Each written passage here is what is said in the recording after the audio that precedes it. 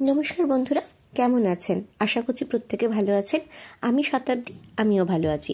শতাব্দীসের আরও একটা মিনি ব্লগে আপনাদের স্বাগত জানাই। বুঝতেই পারছেন, কলকাতা বইমেলার উপরে একটা ছোট্ট ভিডিও আমি করছি। এবছরের 2রা ফেব্রুয়ারি সরস্বতী পুজোর যখন ছুটিটা চলছিল, সেই দিনই আমি চলে গেছিলাম কলকাতা বইমেলায়। অন্যবারের মতো কিন্তু এবারের কলকাতা বইমেলা ঢোকার মুখে বা বইমেলা থেকে বেরোনোর পথে ছোট ছোট যে ম্যাগাজিনের স্টলগুলো থাকে বা চিত্রশিল্পীদের যে অনেক লম্বা লাইন থাকে বা ছোট ছোট হ্যান্ডমেড কার্ড থাকে, সেগুলো কিচ্ছু চোখে পড়েনি। তাই জন্য বইমেলাটা কেমন যেন ফাঁকা ফাঁকা, কেমন যেন ফিকে ফিকে লাগছিল। কিন্তু মেলা প্রাঙ্গণে ঢুকে যথেষ্ট ভালো লাগার মুহূর্তও পেয়েছি। কলকাতা বইমেলা এবারে পেয়েছিল তাদের প্রথম ম্যাসকট। এই সুন্দর সুন্দর যে দুটো ছবি দেখলেন, এগুলোই ছিল এবারে কলকাতা বইমেলার ম্যাসকট। এই ব্যাগটা কলকাতা বইমেলা থেকেই আমি পারচেস করেছিলাম। ইচ্ছা ছিল অনেক বই কেনার, কিন্তু পকেট পারমিট করেনি, তাই অল্প কিছু বই কিনেই সেদিনকে আমার মনটাকে শান্ত রাখতে হয়েছে। আমার মতো যারা বইপ্রেমী, তারা কলকাতায় বইমেলায় যাবে না, নতুন বইয়ের গন্ধ শুকবে না, তা তো হতেই পারে না। কিন্তু বইয়ের গন্ধ আর কতক্ষণ শুকবো, কারণ পেটে ছুঁচো মারছিল। তাই জন্য চলে গেছিলাম ফুড স্টলে। এবারেও ফুড স্টলে নানান রকম ফুড আইটেম ছিল ফুচকা, ছিল পিঠে, ছিল নলেন গুড়ের সন্দেশ, পোলাও ছিল।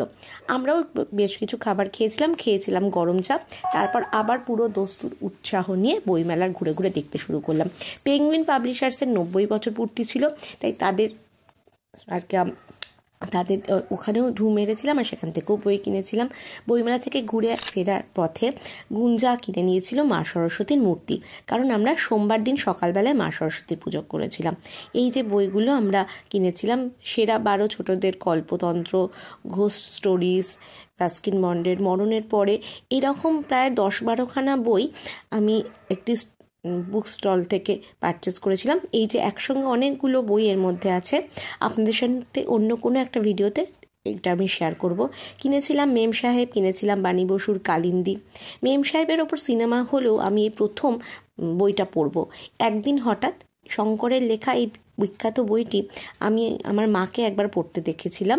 একবার না, অনেকবারই পড়তে দেখেছিলাম। আমিও পড়ার চেষ্টা করেছিলাম, কিন্তু বয়স অল্প ছিল, পুরোটা বুঝে উঠতে পারিনি।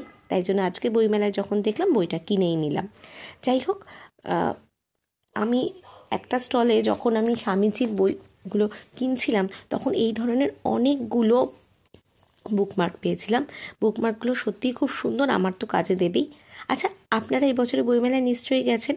কোন কোন বই আপনারা কিনলেন, আর কোন কোন বই কেনার উৎসাহ এখনও রয়েছে, এখনও কেনা হয়নি, সেগুলো প্লিজ কমেন্ট সেকশনে জানাবেন। দেখা হচ্ছে পরের ভিডিওতে। প্রত্যেকে ভালো থাকবেন। আজ তাহলে চলি।